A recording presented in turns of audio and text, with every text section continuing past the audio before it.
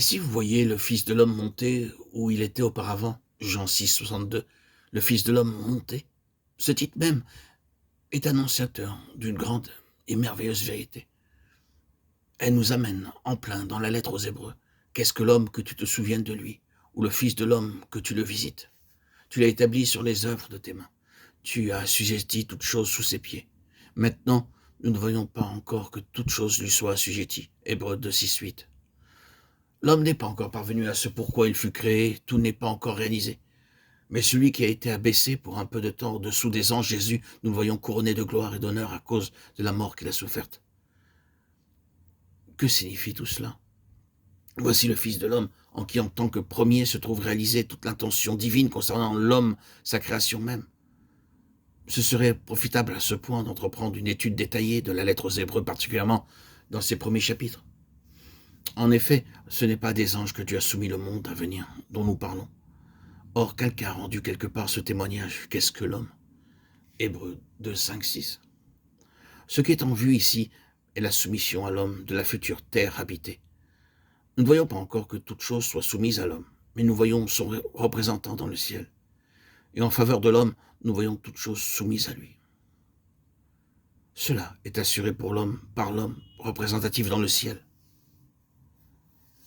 Et l'écrivain poursuit en disant, c'est pourquoi, frères saints, qui avez part à la vocation céleste.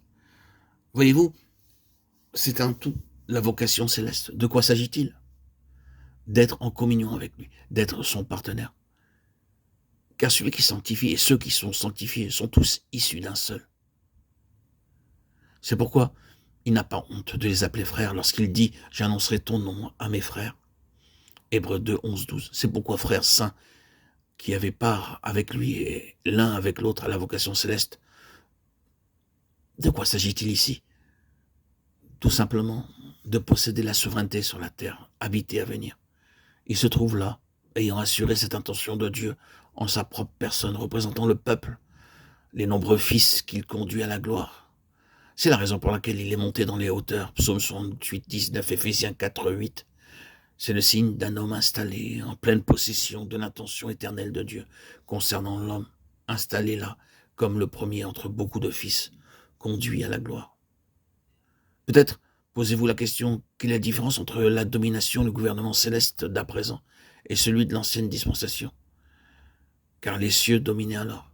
Dans les jours de Daniel, les cieux dominaient. Daniel 4, 26, versets 17, 25, 32. Oui, ils dominaient dans l'ancienne dispensation.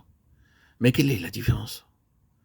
Cette question ouvre tout grand une immense porte et toute cette lettre aux Hébreux y répondra. C'est la grande différence entre une dispensation purement terrestre et temporelle et une dispensation qui est éternelle, céleste, spirituelle.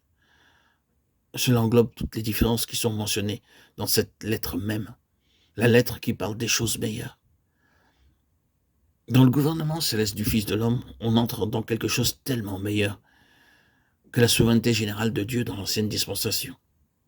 C'est là une question bien trop immense pour que nous la considérions ici. Mais tout cela se concentre dans la question pour laquelle il se trouve là, dans la gloire. Il s'en est allé là-haut, il est monté, il est glorifié. Le fait que Jésus soit au ciel signifie de très grandes choses, des choses liées à un défi.